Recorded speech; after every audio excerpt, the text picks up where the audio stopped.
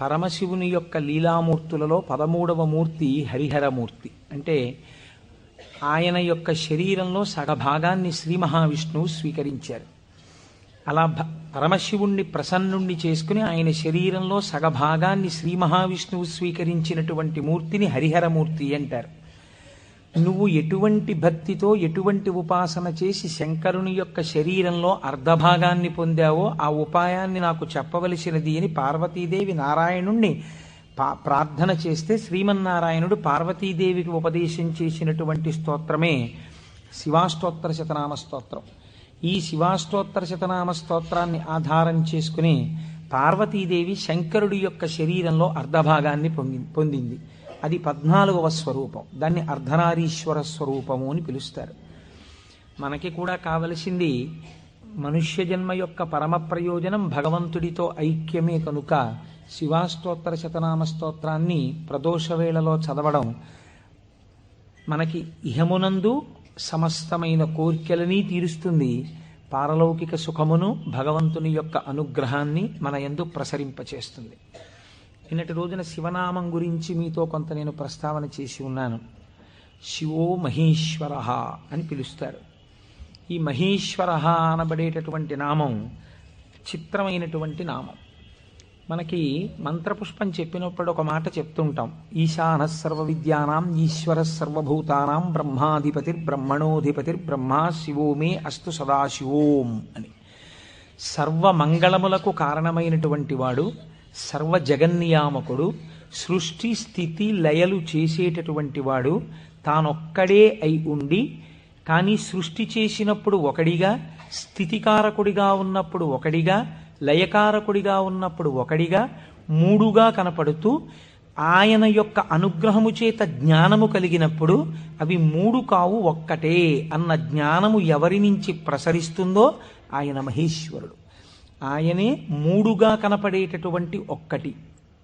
అందుకే పోతన గారు భాగవతంలో ఒక చోట ఒక మాట అంటారు, మూడు మూర్తులకును మూడు రూపములకు మూడు కాలములకు మూలమగుచు భేదమగుచు తుతి కభేదమయ్యొప్పారు బ్రహ్మమనగ నీవే పాలనయన అని పిలుస్తారు. మూడు రూపములకు మనకి సృష్టి స్థితి లయ అని మూడు మాటలు వాడుతుంటాం. సృష్టి అంటే పూర్వం లేనటువంటి దాన్ని మన కంటికి కనపడేటట్టుగా ఒక కొత్త వస్తువు తయారగుట, ఒక కొత్త ప్రాణి ఆవిర్భవించుట, దానికి సృష్టి కార్యము అంటారు. స్థితి అంటే వచ్చినటువంటి పదార్థము కొంతకాలం అలా క్షేమంగా ఉండుట. లయము అంటే ఎక్కడి నుంచి వచ్చిందో అక్కడికి వెళ్ళిపోవుట. అయితే చాలామందికి ఒక తప్పు అభిప్రాయం ఉంటుంది. రుద్రుడు లేదా శివుడు అనేటప్పటికీ ఆయన సంహారకర్త, అనగా చంపేస్తాడు బాబోయ్. శంకరుణ్ణి ప్రార్థన చేస్తే ఆయన లయకారకుడు కదండి, చంపేస్తాడంటారు. కాదు, అన్ని వేళలా లయము అన్న శబ్దానికి అర్థం కేవలం చంపేయడం కాదు. ఆయన చాలా ఉదారుడై ఉంటాడు. మీకు నేను కొన్ని ఉదాహరణలు చూపిస్తాను. మనకి లయమునందు స్వల్పకాలిక లయము అని ఒక మాట ఉంది. స్వల్పకాలిక లయం అంటే ఏమిటో తెలుసా అండి? నేను ఆఫీస్కి వెళ్ళాననుకోండి, నా ప్రయోజనం ఏమిటి? ఆఫీస్కి వెళ్ళడం దేని గురించి అంటే నా ఇంట్లో ఉన్న భార్యాబిడ్డలు క్షేమంగా సంతోషంగా ఆనందంగా ఉండేటట్టుగా వాళ్ళకి కావలసినటువంటి ద్రవ్యమును సంపాదించడానికి ఆఫీస్కి వెడతాను.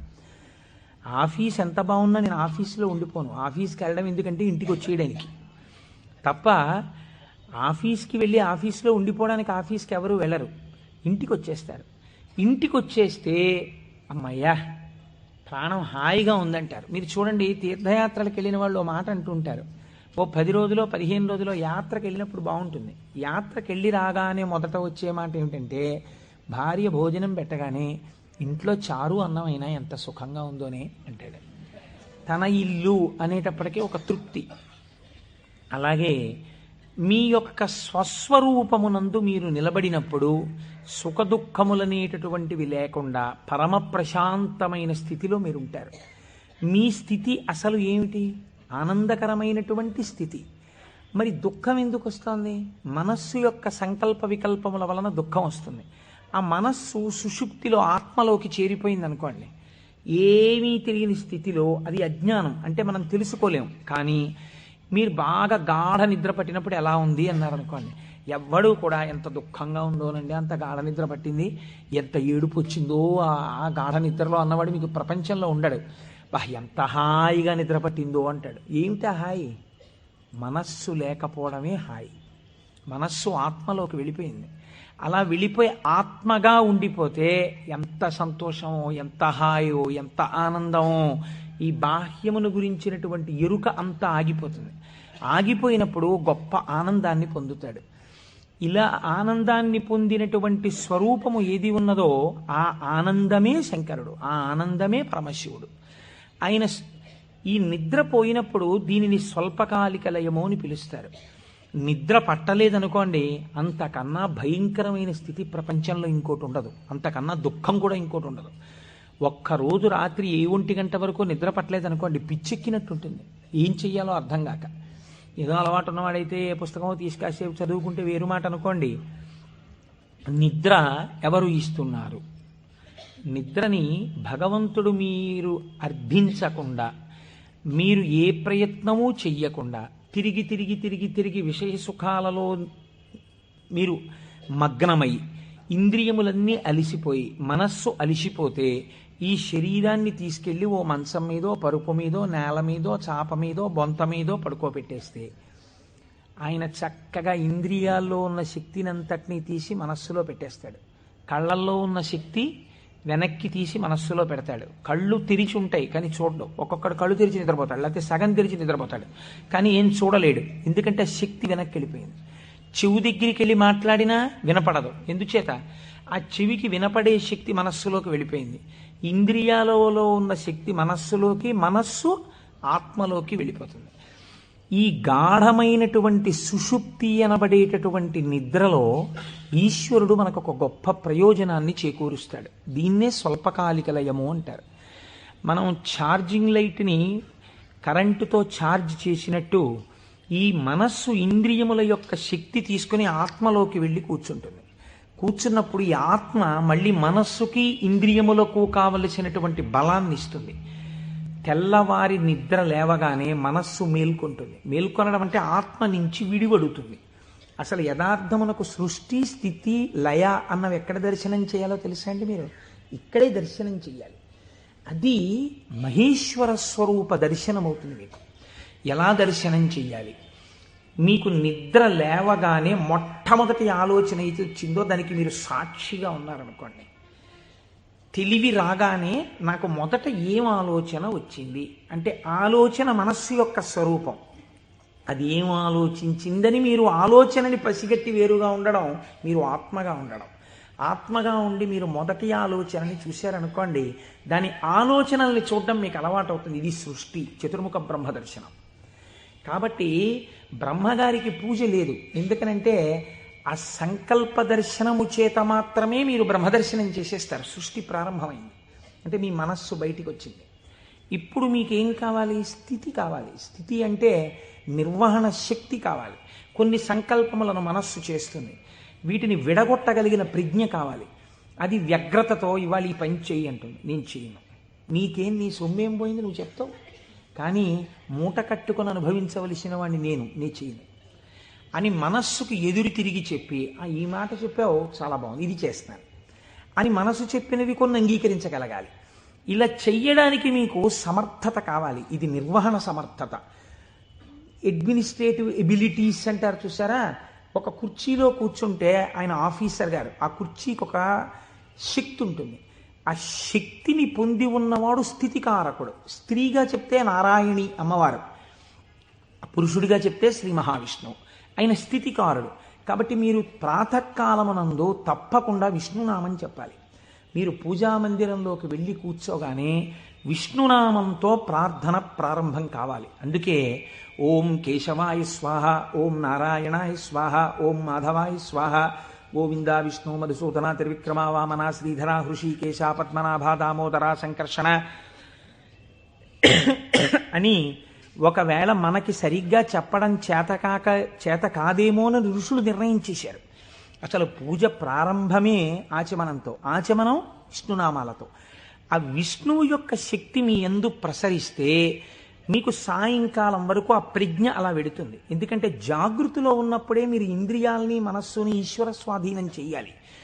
దీనికి కావలసిన ప్రజ్ఞ, మీ ఆలోచనల్ని చక్కదిద్దుకోగలిగిన ప్రజ్ఞ మీ యందు ప్రసరిస్తుంది. కాబట్టి విష్ణు పూజతో రోజు ప్రారంభం కావాలి, విష్ణునామంతో ప్రారంభం కావాలి. తరువాత మీరు అభిషేకం చేసుకోవచ్చు, శివార్చన చేయవచ్చు. నేను అలా చెయ్యవద్దని నేను చెప్పట్లేదు. విష్ణునామంతో ప్రారంభించాలి. మనకి భగవంతుడు ఒక్కడే, కానీ మనకి ప్రయోజనం చేకూర్చడానికి అన్ని రూపాల్ని పొందాడు. రాత్రి నిద్రపోయే ముందు శాస్త్రం అంది 11 మార్లు. ఇంకా నువ్వు నామం చెప్పేసిన తర్వాత ఇక మాట్లాడకూడదు. 11 మాటలు శివ శివ శివ శివ శివ శివ శివ అని 11 మాటలు అనుకుని విశ్రాంతి స్థానమునకు శరీరమును చేర్చేయాలి. ఇక పడుకున్న తర్వాత ఇక మాట్లాడడం. ఇప్పుడు ఈ శివానుగ్రహం స్వల్పకాలిక లయం. సృష్టిని దర్శనం చేశాడు, స్థితికారకుణ్ణి ప్రార్థన చేశాడు. ఈ రోజు చేసినటువంటి పనులన్నీ మంచి పనులైతే నిద్రలో నీకు సాత్వికమైనటువంటి ఆలోచనలు వస్తాయి. సాత్వికమైన ఆలోచనలతో, చిత్తశాంతితో, భయానకమైన కలలు రాకుండా హాయిగా నిద్రపుచ్చగలిగినటువంటి స్వరూపము స్వల్పకాలిక లయమైనటువంటి పరమశివ స్వరూపము. శివనామం చెప్పి నిద్రపోతే నిద్రా సమాధి స్థితి, అది సమాధి స్థితి అవుతుంది. మళ్ళీ లేచాడు, మళ్ళీ సృష్టికర్త దర్శనం చేస్తాడు. తొలితలంపు ఏది వస్తోందో దాన్ని మీరు ఈశ్వరుడి వైపుకి తిప్పడం అలవాటు చేయాలి మనస్సుకి ప్రయత్నపూర్వకంగా. ఫస్ట్ డిక్టం లోపల నుంచి ఏం రావాలో తెలుసా అండి, అది మీరు అలవాటు చేయాలి. అప్పుడు మీరు ఒక రోజుని, కాలమునందు ఒక రోజు అనబడేటటువంటి విభాగమును మహేశ్వరుడిగా మారుస్తున్నారు మీరు. ఇది మహేశ్వరార్చనము. ఒక రోజు మహేశ్వరుడయింది, మీరు ఆ మహేశ్వరార్చన చేత మీరు మహేశ్వరుడైనారు. ఎలా అంటే మొట్టమొదటి ఆలోచన బయటికి వస్తూనే మనస్సుకి ఒకటి అలవాటు ఉండాలి. ఏమిటో తెలుసా అండి అలవాటు? ఇది చిత్రంగా ఉంటుంది. చిలకకి సహజ స్వభావం ఏమిటి? మీరు ఒక పంజరంలోంచి బయటికి తీస్తే ఎగిరిపోవడం. కానీ కొంతమంది చిలక ప్రశ్న అని జ్యోతిష్యం చెప్పేవాళ్ళు ఉంటారు. వాళ్ళు పంజరంలోంచి తలుపు పైకెత్తి చిలకని బయటికి పిలుస్తారు. చిలక బయటికి వచ్చి ఎగిరిపోదు. ఎగిరిపోకుండా వచ్చి అక్కడ పెట్టిన పుస్తకాల్ని ముక్కు పెట్టి లాగి ఒక పుస్తకాన్ని నుంచి లోపలికి వెళ్ళిపోయి కూర్చుంటుంది. ఆయన తలుపు వేయలేదనుకోండి, అది ఎగరదు, అందులోనే కూర్చుంటుంది. అదేంటి స్వేచ్ఛగా ఎగిరే చిలక ఎగరకుండా ఇలాంటి పనులు చేయడం ఏంటి అంటే ఆయన అలా తర్ఫీదు ఇచ్చాడు దానికి, అందుకని అది అలా ప్రవర్తిస్తుంది. మీరు కూడా మీ మనస్సుకి తర్ఫీదు ఇవ్వడం మీకు రావాలి. నిద్ర లేవగానే అది మొదటి సంకల్పం ఏం చెప్పాలో తెలుసా అండి? ఇప్పుడు నీ ఇంట నీ ఆరాధ్య దైవము, నీ కులదైవం ఎవరున్నారో వారు నువ్వు పడుకున్న వైపు నీ తల ఇటువైపు ఉన్నది. సాధారణంగా నిద్రపోయేటప్పుడు ఎడమ వైపుకి నిద్రపోమ్మని శాస్త్రం. నువ్వు కొంచెం ఓరగిలా పడుకుని కొద్దిగా తల కుడిపక్కకి తిప్పి నీ కన్నులు విప్పితే నీ దృష్టి ప్రసారము తిన్నగా నీ కులదేవతా స్వరూపము మీద పడుచున్నది. అది లక్ష్మీనారాయణులు కానివ్వండి, పార్వతీ పరమేశ్వరులు కానివ్వండి. నేను దాని యందు అభ్యంతర ప్రకటన చెయ్యను, ఉన్నది ఒకటే పరబ్రహ్మం. కనుక ఇది మొదటి ఆలోచన కావాలి. ఇది మనస్సుకి మీరు అలవాటు చేయాలి. అంతేకాని టైం అయిపోతోందని గడియారం వంక చూస్తూ కంగారుగా లేవడం అలవాటు కాకూడదు. మీ తల ఇలా తిప్పి మీ కళ్ళు విప్పితే మీ మొట్టమొదటి దృష్టి ఇలా చెదురుతూ బాగా నిద్రపోయినటువంటి కనులలోంచి జరిగిన మొదటి కిరణ ప్రసారము పరమేశ్వర మూర్తి మీద పడడము చేత పరావర్తనము చెంది ఆ పార్వతీ పరమేశ్వర లేక లక్ష్మీనారాయణ దర్శనము ఇక్కడ జరిగి ఈ కంటితో చూసి లేచిన తర్వాత కాలు పెట్టే ముందు మనస్సు మళ్ళీ సముద్రవసనే దేవి పర్వత స్తనమండలే అని ఒక శ్లోకం చెప్పి కిందకి దిగగానే, గురువుగారు మీరు నాకు ఉపదేశం చేశారు, మీరు చెప్పిన బుద్ధితో ఈనాటి నా రోజు గడుచుగాక అని నేల మీద పడి గురువుగారి పాదాల్ని ఒక్కసారి మనస్సులో ధ్యానం చేసి వారి పాదాలకి శిరస్సు తాటించి పైకి లేవడం.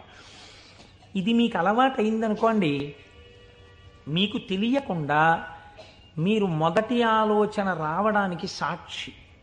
ఇప్పుడు ఈ ఆలోచనని మీరు ఒక దిశానిర్దేశం చేస్తున్నారు. ఇది స్థితికారకత్వం. అసలు నిజంగా ఒడిసి పట్టడం.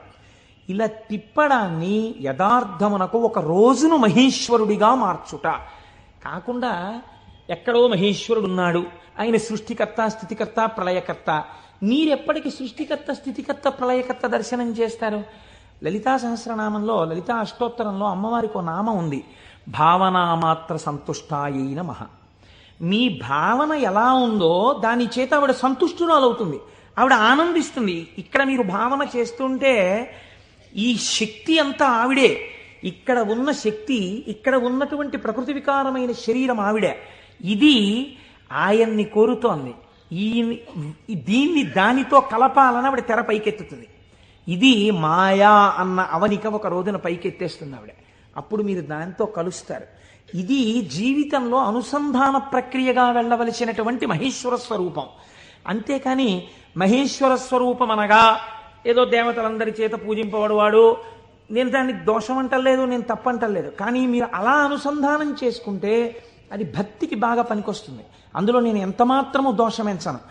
కానీ మీకు ఇది నిత్య జీవితమునందు అలవాటులోకి తెచ్చుకోవలసినటువంటి ప్రక్రియ. మీరు ఇలా దర్శనం చేస్తూ వెళుతున్నారనుకోండి, మీ లయ పరమశివుడు. మీరు ఇప్పటిదాకా ఎవరితో కలిసి ఉన్నారు అని అడిగారనుకోండి, నిద్ర లేవగానే మీరు ధైర్యంగా చెప్పగలగాలి, నేను ఇప్పటి వరకు కైలాసమునందు పార్వతీ పరమేశ్వరులతో కలిసి ఉన్నాను. అది నా నిద్ర. ఎందుచేత? నా నిద్రని నేను అలా స్వీకరించాను పడుకోబోయే ముందు. నేను లేచినప్పుడు నేను చతుర్ముఖ బ్రహ్మ దర్శనము చేత సృష్టికర్త దర్శనమే నా యొక్క మేల్కొనుట. నా పూజామందిర ప్రవేశము స్థితికర్త యొక్క ప్రార్థన.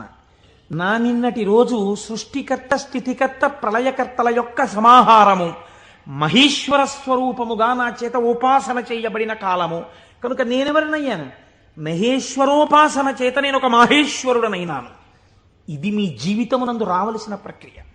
ఇలా చెయ్యగా చెయ్యగా చెయ్యగా చెయ్యగా భ్రమరకీటక న్యాయంలో ఒకనాడు మీరు ఆ స్వరూపాన్ని పొందుతారు. ఇలా కాకుండా వేరొక రకమైనటువంటి ఆలోచనతో జీవితం వెళ్ళిందనుకోండి, వ్యగ్రతతో, అసలు మీరు ఆత్మలోంచి విడిపడడంలో మీకు కృతజ్ఞతాభావం లేదు. ఆ నిద్ర పట్టింది, లేవడం దేనికోసం? న్యూస్ పేపర్ కోసం. న్యూస్ పేపర్ తీస్తే ఏముంటుంది? న్యూస్ పేపర్కి ఎప్పుడు ఏం కావాలంటే మళ్ళీ రేపు కూడా మీరు 3 రూపాయలు ఇచ్చి కొనుక్కోవడానికి తగినటువంటి ఉద్వేగమును మీ యందు కల్పింపగలిగినటువంటి ప్రధానమైన వార్తని హెడ్లైన్స్గా వెయ్యాలి. అది పేపర్ టెక్నిక్. అంతేగాని మీ మనస్సుకి ఉల్లాసమును కల్పించేటటువంటి ఒక సాత్వికమైన విషయాన్ని తీసుకొచ్చి హెడ్లైన్స్గా వాళ్ళు ఎందుకు వేస్తారు? పేపర్ని కూడా మీరు దోషం పట్టకూడదు. అది వాళ్ళ యొక్క జీవన విధానం, అది పేపర్ యొక్క లక్షణం. అందరూ అలా కోరుకుంటున్నారు. కాబట్టి అందులో ఉద్వేగం ఉండి తీరుతుంది. ఉద్వేగము ఉండి తీరుతున్న విషయాన్ని నువ్వు ముందెళ్ళి పట్టేసుకుని పూజామందిరంలోకి వెళ్ళారనుకోండి, ఇప్పుడు మీ మనస్సు ఏమవుతుందంటే ఈ ఉద్వేగపూరితమైన విషయాన్ని మనస్సు పట్టుకుంది కాబట్టి దాన్ని పట్టుకు తిరుగుతుంటుంది. ఇక్కడ ఓం కేశవాయ స్వాహ, ఓం నారాయణాయ స్వాహ, ఓం మాధవాయ స్వాహ అంటుంటాడు. కానీ చూసా అక్కడ ఎలా అయిందో, ఎలా దెబ్బలాడుతున్నారు, ఏమిటో ఈ లోకం. ఇంకెందుకు పూజ అంటే పట్టుకోకూడని వస్తువును ముందు పట్టుకుని నువ్వు ప్రారంభం చేశావు. మనస్సు చించలమైంది. దానికి సాత్విక భావనతో ప్రారంభం చెయ్యాలి. పరమ సత్వగుణ ప్రధానుడై, స్థితికారకుడై మీ మనస్సుని ఆహ్లాదపూరితముగా ఉంచి ఈశ్వరాభిముఖం చేయగలిగిన శక్తి విష్ణు శక్తి. అందుకని విష్ణునామంతో రోజు ప్రారంభం కావాలి. కనుక ఇది మీరు నిత్య జీవితంలోకి మహేశ్వర స్వరూపాన్ని తెచ్చుకోవలసినటువంటి విధానం. ఇప్పుడు ఈ మహేశ్వరుడు మీరు మామూలుగా వాంగ్మయ రీత్యా చూసినప్పుడు ఈయన నియంత నియంత అన్న మాట నేను తేలికగా ఎందుకు వాడేశానో తెలుసా అండి? అది పౌరాణికమైన భాషలో వాడబడిన మాట కాదు. నువ్విలా ఎందుకు చేశావు అని వేరొకరు అడగలేనివాడు. ఈ ఈశ్వరుడు యొక్క స్థితి ఎలా ఉంటుందంటే, అసలు మీరు అలా అడగడానికి వస్తువును ఆయన మీకు దూరం చెయ్యాలి, మీ చేత ఏడిపించాలి. అది ఆయన తప్ప ఒప్ప? మీరు చేసిన పాపపుణ్యాలను ఆయన లెక్క రాసుకున్నాడు. నాకు వద్దు అంటే, నాకు దుఃఖం వద్దంటే చెయ్యకు పాపం. దుఃఖం వద్దనుకుంటే పాపం చెయ్యకు. ఈశ్వరుడు నీకు పుణ్యమే చేస్తే నీకు సుఖమే ఇవ్వడానికి ఆయన సిద్ధంగా ఉన్నాడు. నువ్వు బురదగుంటలో పడుకుని నాకు పన్నీటి వాసనలు కొట్టాలి నా శరీరం అంటే ఎందుకు కొడుతుంది? ఎలా కొడుతుంది? నువ్వు ఏం చేశావో దాని ఫలితాన్ని నువ్వు పొందుతుంటావు.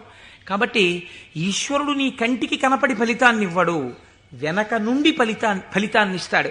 ఇదే పోతన గారు అంటారు, స్త్రీ పురుష నపుంసకమూర్తియును కాక తిర్యక అమర నరాది మూర్తియును కాక కర్మ గుణ భేద సరసత్ప్రకాశి కాక వెనుకనన్నియుతానగు విభుతలంతు.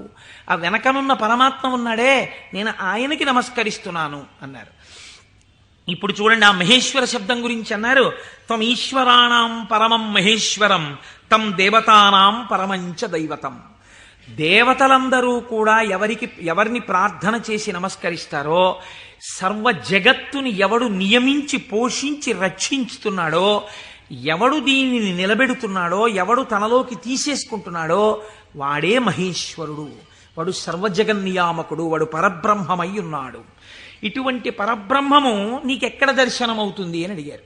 చూడవచ్చా, నాకు ఎప్పుడైనా ఇలాంటి వాడిని ఒకసారి చూడాలనిపించింది అంటే శాస్త్రం అంది, మహేశ్వర దర్శనము చెయ్యడానికి మహేశ్వర దర్శనము చెయ్యాలన్న తాపత్రయము నీకు కలగాలి అంది. ఇదొక చిత్రమైన మాట అండి. మీరు కొంచెం జాగ్రత్తగా ఆలోచించండి. ఒక మహాపురుషుడు ఒక ఆయన ఉన్నాడు ఈ లోకంలో, కృష్ణావధానుల గారని ఒక ఆయన ఉన్నారు. ఆయన ఒక మహాపురుషుడు, వేదం చదువుకోవడం కాదు, చదువుకున్న వేదాన్ని నిరంతరము అనుష్ఠానములోకి తెచ్చుకున్నవారు, అంతటి మహాపురుషుడు ఆయన. అలాగా అండి, అంటే ఏం చేస్తుంటారండి అంటే, 4 ఆవుల మధ్యలో తుఫాన్ వచ్చి పాక కొట్టుకుపోతే 10,000 రూపాయలు పట్టుకొచ్చి ఎవరో ఇస్తే శివాలయం కట్టడానికి విరాళం ఇచ్చేసి, శివుడికి ముందు గుడి కట్టండి తర్వాత నేను ఉంటాను లేండని ఆవుల మధ్యలో కాపరం చేసి బతికినవాడు, అంతటి మహానుభావుడు. తను నమ్ముకున్న వేదాన్ని నిరంతరము ఆచరణలో పెడతారు. వారు నా గృహప్రవేశానికి వచ్చారు. వస్తే ఆ రోజు నేను కొంచెం ఈ సంభారాలన్నీ పూర్తి చేసుకుని వేద పఠనం ఏర్పాటు చేసి నేను ఇంట్లోకి వెళ్ళేటప్పటికీ కించిత్ అసుర సంధ్య వేళయింది. నేను వెళ్ళేటప్పటికి వారు వెళ్ళిపోతున్నారు. అరేదే ఇదేంటి వెళ్ళిపోతున్నారు కృష్ణావధానులు గారు, అలా వెళ్ళిపోరే, ఈ కోటేశ్వరరావు మనం వచ్చేటప్పటికి లేడు, స్వాగతం చెప్పలేడని కోపగించుకుని వెళ్ళిపోయే మనిషి కారేవారు, ఎందుకు వెళ్ళిపోతున్నారు? ఓహో అసుర సంధ్య వేళ, సంధ్యావందనానికి వెళుతూ ఉండాలి అనుకున్నాను. ఎవరినో పిలిచి కృష్ణావధానులు గారు ఎక్కడికి వెళుతున్నారండి, వెంకటేశ్వర స్వామి గుళ్ళో కూర్చుని సంధ్యావందనం చేసుకోవడానికి వెళుతున్నారు. ఆయన సంధ్యావందనం చేయలేదనుకోండి, మీరు నేను అడుగుతామా, అయ్యా మీరు సంధ్యావందనం ఎందుకు చేయలేదండి అని. ఎక్కడ నుంచో కష్టపడి కాకినాడ వచ్చి ఆ వేళకి మాత్రం సభలోంచి లేచి వెళ్ళిపోయి వెంకటేశ్వర స్వామి గుళ్ళో కూర్చొని సంధ్యావందనం చేసుకుని మళ్ళీ తిరిగి వచ్చి సభలో కూర్చున్నారు ఆయన. ఇది తాను చదివినటువంటి వేదాన్ని, తాను తెలుసుకున్న విషయాన్ని ఆచరణలో పెట్టడం, దీనిని శ్రద్ధ అంటుంది శాస్త్రం. నీకు చెప్పడం కాదు, నీకు అనుష్ఠాన పర్యంతమునందున్నదా, దీనికి ఎవడో చూస్తాడని కాదు, ఈశ్వరుడు సర్వసాక్షి చూస్తున్నాడన్న బెరుకు నీకుంటే ఒకడు చూసి మెచ్చుకోవాలని నువ్వు చెయ్యవు, నీ చెయ్యడం నీ విధి అని నువ్వు చేస్తావు. ఇప్పుడు నువ్వు అటువంటి మహాపురుషుడు ఒకడు ఉన్నాడు, నువ్వు తెలుసుకున్నావు. ఇప్పుడు మీ మనస్సు ఏమవుతుంది? ఎప్పుడైనా కృష్ణావధానుల గారిని చూద్దామనిపిస్తుంది కదండి. ఇప్పుడు రేపు సుబ్రహ్మణ్యేశ్వర స్వామి వారికి మనం ఇక్కడ ఉత్సవం చేయబోతున్నాం. ఆ సుబ్రహ్మణ్యేశ్వర స్వామి వారికి ఉత్సవం చేసిన రోజున కారు దిగి నడవలేక శిష్యులు పట్టుకుంటే కృష్ణావధానులు గారు వచ్చి ఇక్కడ కుర్చీలో కూర్చున్నారనుకోండి, మీ ప్రయత్నం లేకుండా, వారు కోటీశ్వరుడని కాదు, వారు పెద్ద ఆఫీసర్ అని కాదు, మోకాళ్ల మీదకి పంచె కట్టుకుని లాల్చీ కూడా వేసుకోకుండా ఓ ఉత్తరీయం కప్పుకుని గుండు చేయించుకుని పిలక పెట్టుకుని 3 విభూతి రేఖలు పెట్టుకుని బొట్టు పెట్టుకుని సరిగ్గా కనపడక కళ్ళు చిప్పిలించి చూస్తున్న కృష్ణావధానులు గారు అడుగు తీసి అడుగేస్తుంటే మీ అందరి చేతులు ఇలా అంటాయి. ఎందుకంటాయి? ఆయన ఒక మహాత్ముడన్న ఎరుక మీకు కలిగింది. ఈ ఎరుక లేకుండా మీరు దర్శనాన్ని వాంఛిస్తారా? మీరు ఒకసారి ఈ శివమహాపురాణాన్ని వినడం అంటే ఒక కథ కింద వినే ప్రయత్నం మీరు చేయకండి. అది మీ జీవితాన్ని అభ్యున్నతి మార్గంలోకి తీసుకెళ్ళదు. దాన్ని మీ నిత్య జీవితంలో మీకు ఎలా ఉపయోగపడుతుందో మీరు ఆలోచించండి. పరమాచార్య స్వామి ఎక్కడ మాట్లాడినా, ఎప్పుడు మాట్లాడినా అలాగే మాట్లాడేవారు. ఎప్పటి కథల కిందో వారు మాట్లాడేవారు కాదు, ఇప్పుడు నీకు ఎలా పనికి వస్తుందో వారు మాట్లాడేవారు. అది ఒక సద్గురువుకు ఉండవలసిన లక్షణం. అందుకే నడిచే దేవుడు అయ్యారు మహానుభావుడు. కాబట్టి చూడండి, ఇప్పుడు మీకు కృష్ణావధానులు గారు అంటే తెలిసింది, వారిని చూడాలి అనిపిస్తుంది. ఉదాహరణకి వారు రాలేదనుకోండి సుబ్రహ్మణ్యోత్సవానికి, ఎందుచేతంటే వారి శరీరం చాలా డస్సిపోయింది, పెద్దవారు అయిపోయారు. కానీ మీరేమంటారు? కృష్ణావధానులు గారు ఎక్కడ ఉంటారంటే ఒకసారి వెళ్ళి మేము దర్శనం చేసుకొస్తామంటారు. అమ్మ ఈ టైంలో వెళ్ళండి, ఈ టైం కాకుండా వెళ్ళకండి, వారికి ఇబ్బంది, పెద్దవారు అయిపోయారు, ఈ సమయంలో వెళ్ళండి దర్శనం ఇస్తారు.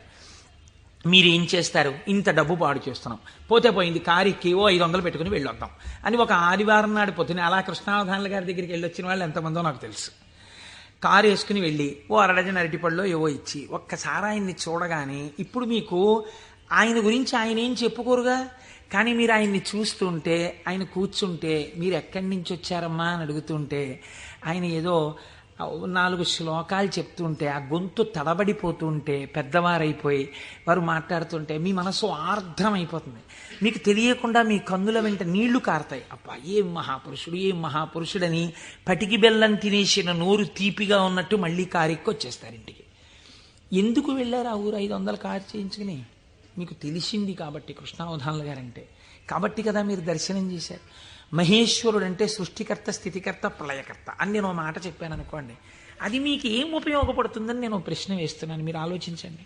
నేను ఈ మాట అన్నాను, అనుసంధానం మీరు కాలగతంలో ఒక రోజులోకి తెచ్చుకోండి, మీకు మహేశ్వర దర్శనం కలుగుతోంది అన్నాను. అది మీకు ఉపయుక్తం. మీరు చూడండి, నేనంటాను మహేశ్వరుడెవరో చూడాలన్న ఉత్సాహం కృష్ణావధానులు గారు ఎవరో తెలుసుకుంటే కలిగినట్టు, ఈశ్వరుణ్ణి చూడాలన్న ఉత్సాహం మీకు ఇక్కడ కలగాలంటే మీరు ఏం చేస్తే కలగదండి. నేను ఒక్క ఉదాహరణ చెప్తాను. నేను పూజ చేసుకోవడానికి కూర్చున్నాను అనుకోండి, బంతి పువ్వు చేత్తో పట్టుకున్నాను అనుకోండి. బంతి పువ్వు అన్న మాట ఎందుకు వాడానంటే, చాలా తేలిగ్గా దొరికే పువ్వు, ₹1 ఇస్తే ఇన్ని పూలు ఇస్తారు. బంతి పువ్వు ఇలా పట్టుకున్నాను అనుకోండి, మీరు ఎప్పుడైనా చూడండి, పువ్వు పైన వాసన వస్తుంది. బంతి పువ్వు యొక్క కాడ తుంపండిలాగా మంచి సువాసన వస్తుంది. కాడ తుంపితే సువాసన వస్తుంది. ఈశ్వర, ఏమీ అమరిక, ఒక గొట్టం మీద ఇదే రంగు రేకులు ఇలా ఇలా ఇలా ఇలా ఇలా ఇంత మొగ్గని అందులో ఇన్ని దాచి అలా విచ్చుకునేటట్టు చేసి ఇంత అమరికగా ఇలా ఉండి వాటి మీద మళ్ళీ ఓ వరస, వాటి మీద ఓ వరస, వాటి మీద ఓ వరస, మధ్యలో ఓ 5, ఇంత అందంగా తయారు చేసిన శిల్పి ఎవడు? ఎక్కడున్నాడు ఈ శిల్పి? ఈ పువ్వు నేను పూజామందిరంలో భగవంతుడి పాదముల దగ్గర వేసి రేపిలా తీస్తే, కాడ పట్టుకుంటే ముందు రోజు పైకి లేచిన పువ్వు ఇవాళ కాడ పట్టుకుంటే ఇలా ఒరిగిపోయింది. ఈశ్వరుడి పాదాల మీద ఒరిగిపోవడం ఓ రోజంతా ఉండి నేర్చేసుకుని ఒరిగిపోతుంది. ఇప్పుడు అంత గుబాళింపు లేదు, అంత వాసన లేదు, ఆ రేకులన్నీ ఇలా ఒరిగిపోతున్నాయి. ఇంకొంచెం ముట్టుకుంటే దుర్గంధం వచ్చి చెమాయింపు వచ్చింది. ఎవరసలు దీన్ని ఇలా ఆ బంతి మొక్కలోంచి దీన్ని తెచ్చినవాడు, ఇంత విచ్చుకునేట్టు చేసినవాడు, ఇది ఇలా ఒడిలిపోయేట్టు చేసినవాడు ఎక్కడున్నాడు అని మీకు అనుమానం వచ్చింది అనుకోండి, అప్పుడు మీ పూజ ఆర్తితో ఉంటుంది. వాడే అటువంటి వాడై ఉన్నాడు. వాడు ఈ జగత్తునంతటినీ ఇలాగే సృష్టించి నిర్వహించి లయింపచేస్తున్నాడు. వాడే నా ఆరాధ్య దైవం, అడిగో పూజామందిరంలో అని మీరు ఓం నిధనపతయే నమః అని పువ్వేయండి. రమించిపోయింది మీ హృదయం. ఇది మహేశ్వర దర్శనము. కాబట్టి ఇప్పుడు ఈ ఉత్సుకత, చూడాలి చూడాలి చూడాలి ఈశ్వరుణ్ణి అన్న తాపత్రయం మీరు సృష్టి స్థితి లయానుసంధానము నిరంతర ప్రక్రియగా చెయ్యడంలో ఉంటుంది.